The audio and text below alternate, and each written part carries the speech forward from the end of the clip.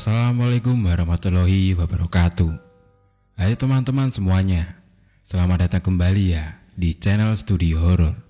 Studio Horor kali ini akan menceritakan tentang kisah Mall Angker Tangerang, bekas kerusuhan tahun 1998.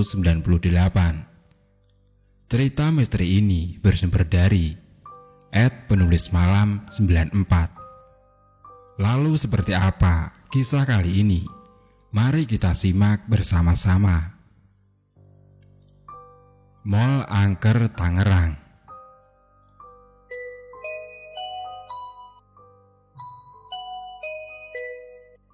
Oke, kali ini Mimin bakalan bawain satu cerita pengalaman horor yang ada hubungannya sama historis kelam di tahun 1998.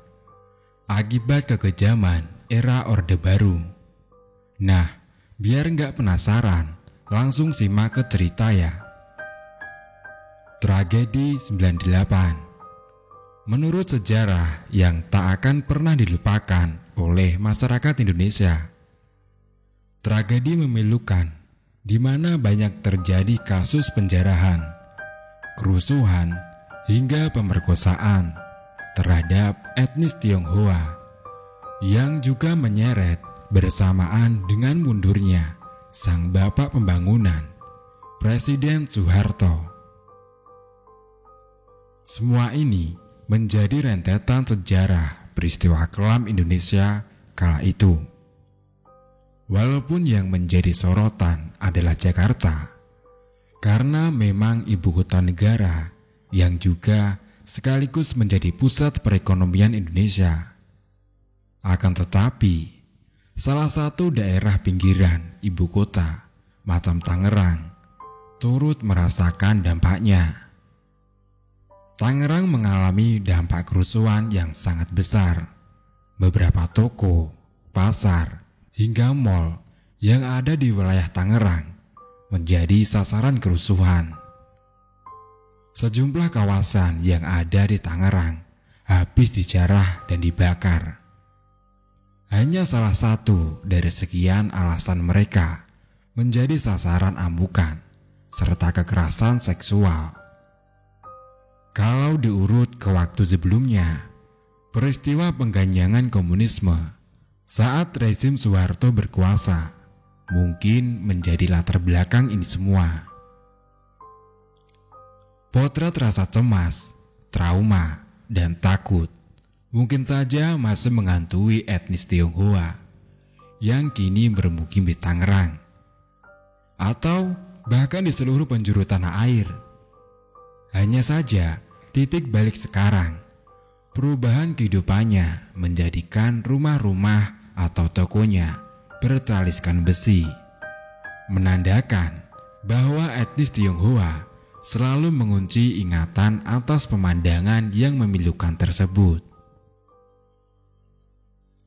Mei 1998 yang mengawali semangat reformasi ini ternyata masih meninggalkan banyak kenangan pahit dan tugas yang mestinya dituntaskan. Nah teman-teman, jika tadi sekilas info mengenai historis yang memicu terjadinya kerusuhan dan juga kenapa etnis Tionghoa ini menjadi sasaran amukan dari rakyat pribumi, sekarang saya bakalan jelasin nih ke kalian tempat-tempat mana saja sih di Tangerang yang terkena dampaknya. Beberapa tempat di kota Tangerang yang terkena dampak penjarahan pada Mei 1998 ini, diantaranya Ramayana Ciledug, Kasimura Cipondoh, Pertokoan Buana Cipondoh, Mall Lipo Karawaci, Mall Diamond di Jalan MH Tamrin, pasar-pasar, serta pusat perniagaan yang berada di wilayah Cimone. Dari sekian banyaknya mall yang dijarah dan juga dibakar, serta banyaknya korban meninggal di dalam mall akibat pembakaran itu sendiri, saya bakalan sedikit ngejabarin mall yang menurut saya ini angker, Ya tentunya di Tangerang. Tapi mungkin gak banyak di-up ceritanya, seperti di Mall Klender. Mall yang parah banget horornya menurut saya, yaitu Super Mall Karawaci, Tangerang. Mall Karawaci adalah salah satu dari banyaknya mall yang menjadi sasaran penjarahan dan juga pembakaran. Pasca penjarahan, ternyata di lokasi itu ditemukan banyak korban meninggal dalam kondisi mengenaskan. Menurut para saksi peristiwa, para korban meninggal di Super Mall Karawaci berasal dari penonton yang sedang berada di gedung bioskop. Amukan si jago merah yang berkobar tidak diketahui oleh pengunjung yang tengah asik menonton film. Karena ruangan kedap suara ya. Gak kebayang juga ya peristiwa kebakaran yang menghancurkan Super Mall Karawaci itu, menjadikan gedung bioskopnya sebagai tempat yang angker dan menyeramkan tentunya. Tersiar kabar tentang berbagai fenomena mistis dalam bioskop. Salah satunya dari seorang pengunjung yang sedang mengantri film di sana. Diceritakan bahwa saat menunggu film diputar, ia mendengar suara tawa yang ramai dari salah satu ruang teater. Seakan teater tersebut tengah memutar film lucu dengan penonton yang penuh.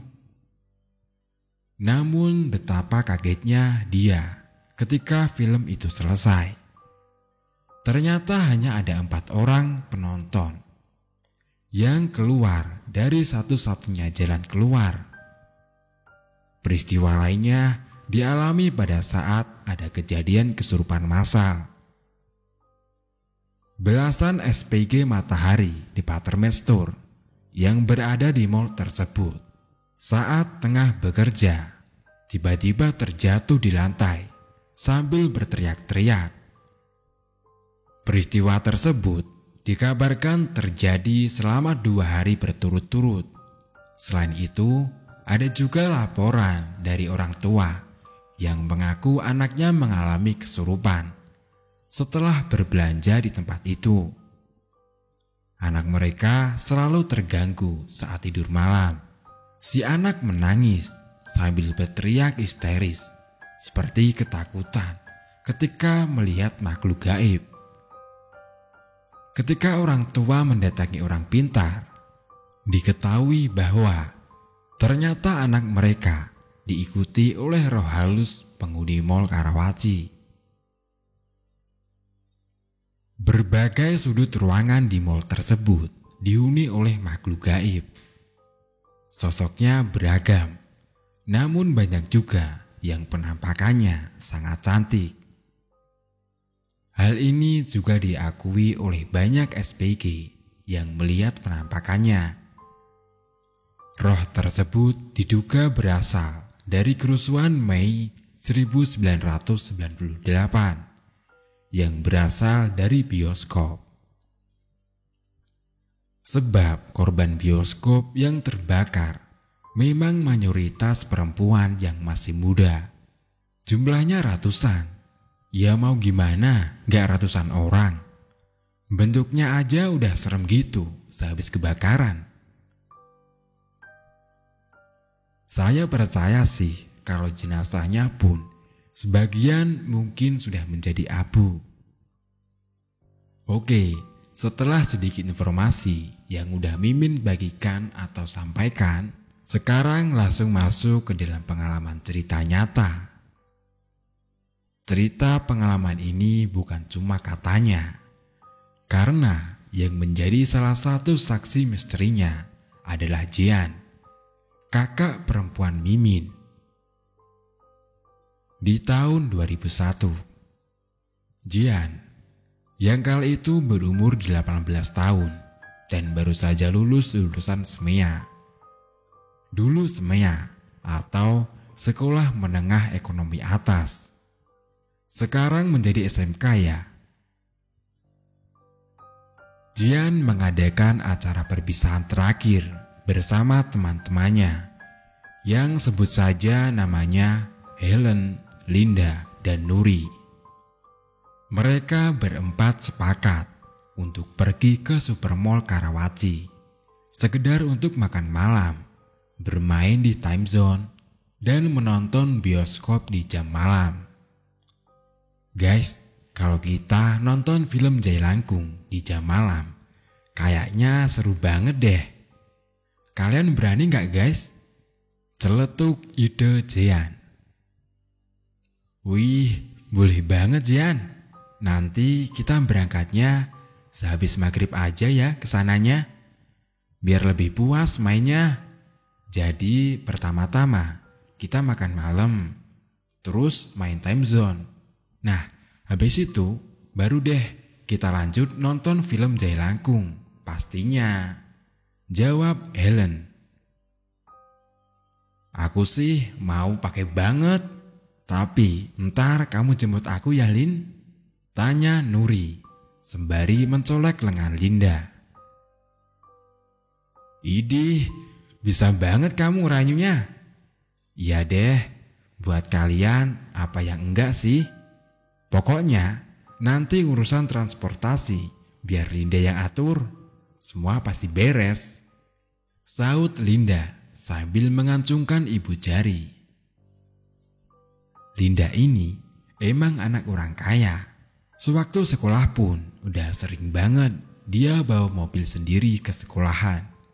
Tapi tetap humble kok. Nanti kan pasti kita pulang tengah malam nih. Apa kita juga sekalian nginep di rumah Linda aja guys? Lagian pasti takut banget keles. Habis nonton film hantu terus bobo sendirian. Tanya Jian sambil mengedipkan mata ketiga temennya yang lain. Bener tuh. Sekalian aja nginep di rumah Linda. Kan papi sama maminya Linda lagi di Aussie. Yang ada di rumah Linda cuma adiknya dan ART-nya. Jadi ya kita bisa lanjutin deh Evan barengnya. Timpal Nuri. Jian, bukannya kamu udah punya rumah juga di Lepuk Karawaci? Harusnya kita orang yang nginep di rumah kamu dong. Tanya Linda kemudian. Iya sih, tapi kan belum selesai Rin rumahnya. Emangnya kalian mau tidur di bedeng? Aku sih enggak. Canda Jian. Udah, gini aja guys. Saranku, kalian izin ke orang tua masing-masing mau nginep di rumah Linda. Toh rumah Linda kan gak jauh dari mall itu. Dan buat Linda, pasti kamu gak keberatan kan kalau kita ini nginep semalaman di rumah kamu? Ide baik dari Helen akhirnya disetujui oleh Linda. Maklum, mungkin Linda pun kesepian di rumah yang besar. Namun seperti tidak berpenghuni. Karena kedua orang tuanya sibuk berbisnis di luar negeri. Oke, jadi aku jemput Nuri dulu ya. Karena rumahnya paling jauh. Terus langsung jemput Helen sama Jian. Karena rumah kalian berdua kan deketan. Hanya beda komplek aja. Nanti pulangnya langsung ke rumah aku. Besok pagi, baru aku anterin kalian pulang ke rumah masing-masing. Gimana tuh? Tanya Linda memastikan. Nah, setuju deh, jawab Helen, Jian dan Nuri bebarengan. Keesokan hari, di waktu yang telah dijanjikan, Linda menjemput Nuri, Helen, dan terakhir Jian menggunakan mobil sedan. Linda langsung mengemudikan mobil sedannya menuju Supermall Karawaci dan tiba di sana pukul 7 malam. Oke guys, let's have fun, teriak yel-yel mereka berempat di dalam mobil. Jian, Helen, Linda dan Nuri nampak sangat berantusias sekali. Setibanya di Mall Karawaci, mereka memilih tempat makan fast food karena harganya yang cukup terjangkau. rasanya enak, dan penyajiannya pun cepat. Guys, kita makan di KFC aja ya, biar gak kelamaan.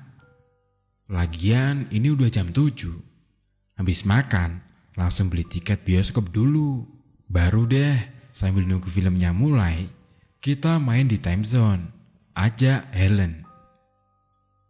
Sehabis makan, 4 sekawan itu langsung memasuki loket tiket bioskop dan membeli 4 tiket di barisan paling belakang atau atas tengah. Keseruan malam itu, mereka lanjutkan dengan bermain di wahana permainan time zone. Gelak tawa mewarnai setiap aksi mereka saat mencoba satu persatu wahana permainan tersebut. Jean, Helen, Nuri dan Linda sangat menikmati kebersamaan mereka saat menghabiskan malam, merayakan perpisahan sekolah dengan caranya. Namun kebahagiaan itu pun seketika lenyap, manakala jam sudah menunjukkan pukul 9 malam lebih 15 menit dan mereka harus bergegas untuk memasuki pintu teater bioskop. Helen, Linda, Nuri, kalian tungguin aku ya. Aku mau ke WC dulu nih. Kalian ada yang mau ikut nggak sekalian? Tanya Jean. Ih, kamu ini Jean, emang nggak di mana-mana. Pasti beseran terus deh, jawab Linda sambil tertawa-tawa. Nuri, Linda dan Helen saat itu mereka sedang tidak ingin ke WC. Jadi mereka memutuskan untuk menunggu Jean yang ke kamar kecil di depan. Saat Jean masuk ke dalam kamar mandi bioskop, entah mengapa hawanya tiba-tiba menjadi sangat panas sekali sampai Jean kegerahan. Duh, kok tiba-tiba hawanya mendadak jadi panas sih? Apa AC di mall ini rusak ya? Batinnya dalam hati sambil tangan kanannya mencoba mengipasi lehernya yang bercucuran keringat. Setelah Jean masuk ke dalam bilik kamar mandi, ia jelas mendengar suara gemuruh orang. Tolong, panas. Tolong selamatkan kami. Buka pintunya, buka. Suara itu terus terngiang-ngiang di telinga Jean. Sampai Jean berpikir, apakah ada kebakaran di luar? Jean yang panik kemudian mencoba membuka bilik kamar mandi. Namun entah mengapa, slot pintu kamar mandi tersebut seperti sulit untuk dibuka. Jean menjadi semakin panik, manakala lampu kamar mandi tiba-tiba mati. Tolong! Teriak Jean sambil menutup matanya. Setelah beberapa saat, ia menutup matanya. Suasana di sekitar seolah menjadi hening. Perlahan, Jean membuka matanya, berharap semua akan baik-baik saja. Betapa terkejutnya Jean saat ia membuka mata. Ternyata yang ia lihat di sekelilingnya adalah puing-puing bangunan kosong yang telah hancur dilahap si jago merah. Jean kemudian keluar dari kamar mandi itu. Ia berharap bisa menemukan sahabatnya, yaitu Helen, Linda, dan Nuri di luar. Tetapi tidak ada satu orang pun di sana. Ia hanya melihat puing-puing bangunan yang sudah hangus terbakar. Dan juga bau daging yang terbakar sangat menyengat di hidungnya. Jean pun perlahan melangkahkan kakinya sambil terisak tangis dan memanggil-manggil ketiga sahabatnya. Linda, Helen, Nuri, kalian di mana? Jean masih berpikir jika ketiga sahabatnya itu ikut menjadi korban kebakaran di mall tersebut. Kakak, kakak, kak, tolong kakak. Badanku panas, terbakar kak. Suara anak perempuan kemudian mengalihkan fokus Jian. Jian untuk sesaat menyeka air matanya dan menjawab suara itu. Siapa di sana? Halo, apa ada orang? Tanya Jian terbata. Aku di sini kak, di belakang kakak. Ucap suara anak perempuan itu lirih terdengar di balik punggung Jian. Sontak, Jian berbalik badan dan melihat ke arah belakang. Namun yang tampak di sana adalah sesosok anak perempuan yang tubuhnya sudah gosong. Jian pun teriak sekencang-kencangnya dan mencoba sekuat tenaga untuk berlari. Entah beberapa kali Jian jatuh bangun karena kakinya terantuk benda-benda yang di hadapannya. Jian mencari-cari jalan keluar, namun sial bagi Jian, pandangannya sangat terbatas karena suasana yang gelap, ditambah lagi perubahan posisi tempat ketika ia datang bersama ketiga temannya dan posisi Jian saat itu. Aduh, kenapa ini? Semua posisi tempatnya kok berbeda dari sebelumnya? Batinnya sambil setengah berlari mencari jalan keluar. Perlahan, tenaga Jian pun habis. Di tengah rasa ketakutan dan kepanikan Jian, ia sudah tidak bisa berkata apa-apa lagi selain berdoa-doa dalam hati dan juga memejamkan kembali matanya. Suara pintu kamar mandi terbuka dan di sana sudah ada Helen, Linda, Nuri, serta security mall yang berkerumun. Helen segera menghampiri Jian yang sedang tidak sadarkan diri dengan posisi duduk di kloset. Helen dan Linda langsung menepuk-nepuk pipi Jian dan menyandarkan Jian. Beruntung, tidak lama Jian pun tersadar. Aku di mana ini teman-teman? Tanya Jian, masih kebingungan. Jian, yang benar aja kamu. Kamu ini pingsan atau ketiduran di WC sih Jian? Tanya Nuri dengan wajah panik. Jian hanya terpaku melihat sekitar. Ia perlahan menyadari kalau tadi ia seperti sedang berada di tempat berbeda dan kondisi yang berbeda pula dengan yang ia lihat saat ini. Jian, woi, kamu kok ngelamun?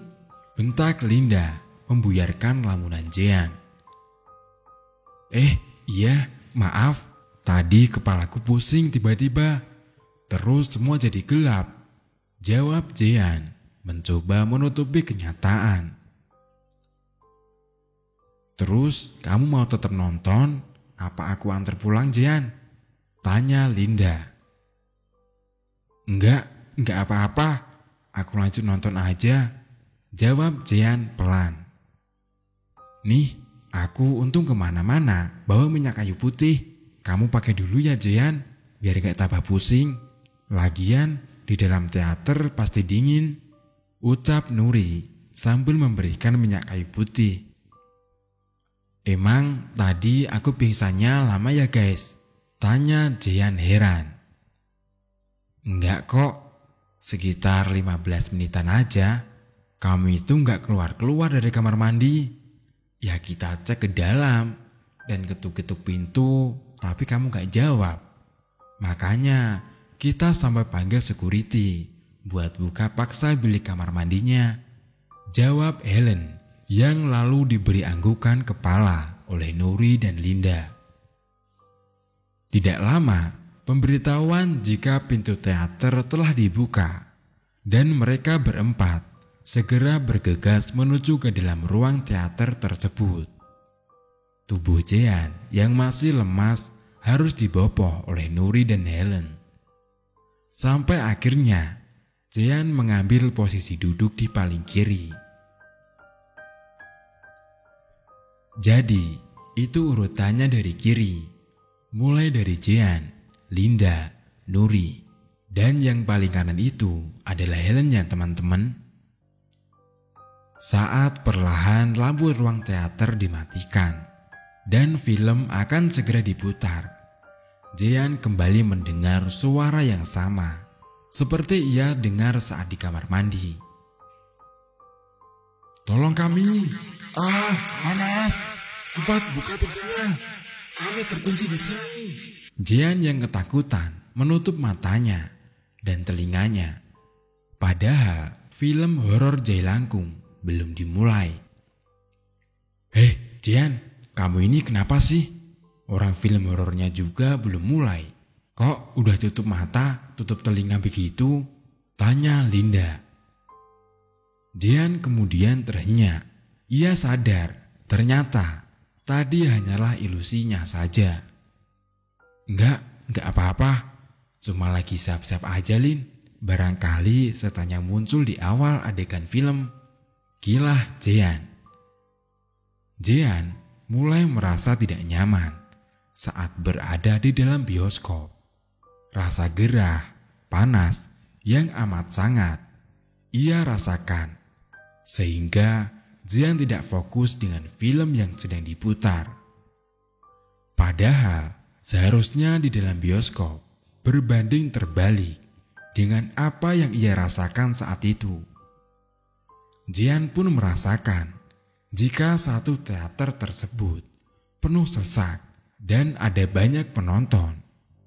Padahal nyatanya penonton dalam ruangan bioskop itu hanya tersisa sekitar 20 orang saja, termasuk ia dan 3 sahabatnya. Lin, kamu ngerasa pakai jaket? Lagian, kamu ini gak selesai-selesai lindurnya, Jean. Orang bioskop sepi, kamu bilang penuh. Coba aja kamu hitung baik-baik. Penontonnya gak sampai 25 orang loh, Jean. Udah kamu banyak ngaconya nih. Aku jadi gak fokus mau nonton film Jailangkungnya, jawab Linda. Jean yang masih kebingungan karena ia merasa di dalam ruangan teater bioskop itu hampir semua kursi dipenuhi oleh penonton. Mencoba kembali menyeritkan matanya dan perlahan menghitung jumlah penonton di dalamnya. Iya kok, bener yang diomongin sama Linda. Di dalam teater ini hanya terdapat sekitar 20 orang saja, termasuk aku dan teman-teman, batin Jean. Baru selesai Jean menghitung, ia dikagetkan dengan suara yang ada di bangku sebelah kiri. Kok saya nggak dihitung sih, Mbak? Kan saya juga lagi ikut nonton di dalam ruangan ini. Jean sontak sangat terkejut melihat pemandangan yang menyeramkan di kursi penonton kosong tepat di sebelah kiri Jean. Jean pun menjerit sekencang-kencangnya sambil tubuhnya bergetar ketakutan. Hei, Jean, sadar, kamu kenapa lagi sih, Jean? Tanya Linda, Nuri dan Helen yang kebingungan melihat Jean yang histeris. Padahal dalam film Jailangkung tersebut belum nampak ada hantunya. Shh, jangan berisik, kalian yang paling belakang. Kalau penakut, ngapain nonton film horor? Ganggu aja deh, gerutu penonton yang lain. Ya, maaf kak, teman kami sedang tidak enak badan. Sekali lagi, maaf ya, sudah buat gaduh, jawab Nuri, mencoba menenangkan suasana. Kalau sakit ya di rumah aja, gak usah nonton film horor. Gimana sih? Iya, ganggu deh, berisik lagi, teriak-teriak. Timpal para penonton bioskop satu sama lain yang merasa terganggu dengan suara jeritan Jean barusan. Aduh Jean, kamu ini kenapa sih? Aneh banget setelah dari kamar mandi tadi. Kalau tahu begitu, mending kita gak usah nonton di jam malam deh. Kasian kamunya, jadi gak fokus nonton, tutur Helen. Jian merasa bersalah. Ia berkali-kali meminta maaf kepada teman-temannya karena perilakunya yang tiba-tiba mendadak menjadi aneh. Jian kala itu masih menyembunyikan rapat apa yang sedang ia rasakan karena tidak mau mengganggu kebersamaan dengan 3 sahabatnya itu. Jian perlahan mencoba memfokuskan mata dan pikirannya untuk mengikuti alur cerita film. Namun, lagi dan lagi, ia selalu diganggu oleh suara di telinganya.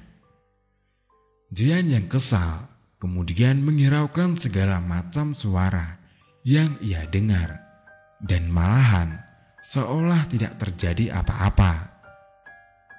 30 menit film berlangsung. Jian kembali dikagetkan dengan penampakan 2 pocong gosong yang berdiri tepat di sebelah kanan Helen. Kedua pocong itu hanya terlihat diam saja, hanya berdiri mematung melihat ke arah Jian. Ia sama sekali tidak bisa berkata-kata. Hanya saja tangan kanan Jian yang menunjuk ke arah 2 sosok tersebut sampai sosok itu menghilang. Jian, kamu jangan buat kita takut dong.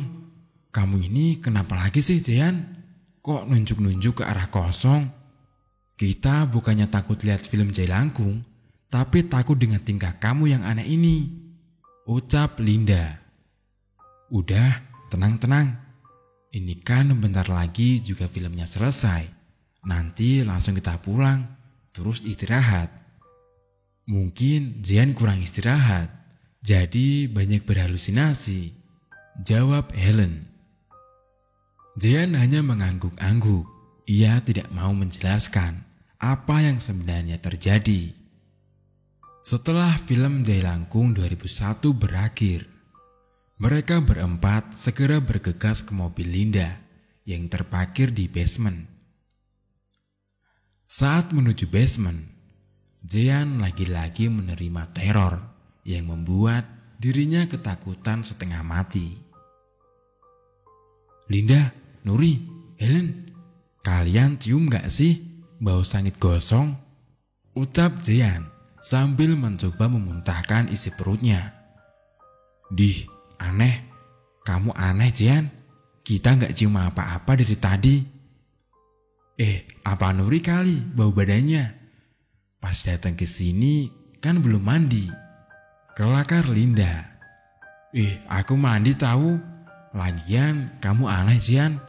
Kita sama sekali gak cium bau gosong loh, jawab Nuri. Ya udah, sekarang cepet yuk kita ke mobil. Jian sudah terlalu kelelahan, sambung Helen. Jian kembali berteriak histeris untuk kedua kalinya. Manakala ia melihat ada sesosok makhluk hitam gosong yang sedang berada di atas mobil sedan milik Linda. Jian, kamu kenapa lagi sih? Gak capek apa teriak-teriak mulu? Suara Linda agak meninggi. Jian kemudian terisak tangis. Ia sangat kesal karena setelah dari peristiwa kamar mandi, dirinya merasa selalu diteror oleh penampakan, suara, bahkan bau-bau yang aneh. Iya, aku janji bakalan cerita sama kalian semua kalau udah di rumah Linda, jawab Jian dengan terisak.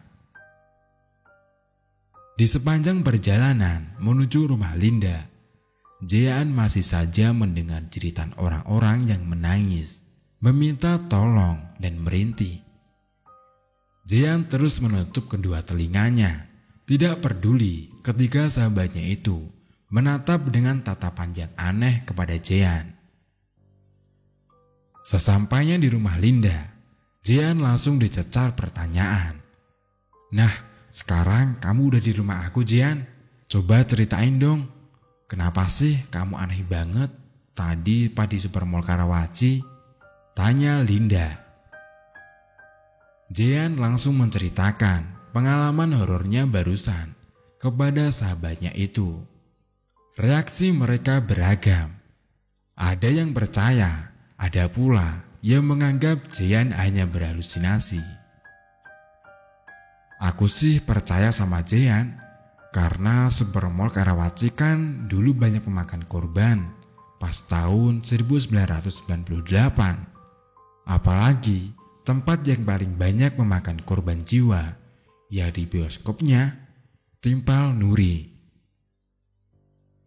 Kalau aku sih susah buat terima hal-hal yang seperti itu, guys. Aku mikirnya Jean ini sedang kecapean dan menyebabkan Jean jadi ilusi, jawab Helen. Nah, aku setuju sama Helen. Kayaknya Jean emang lagi kecapean, sahut Linda.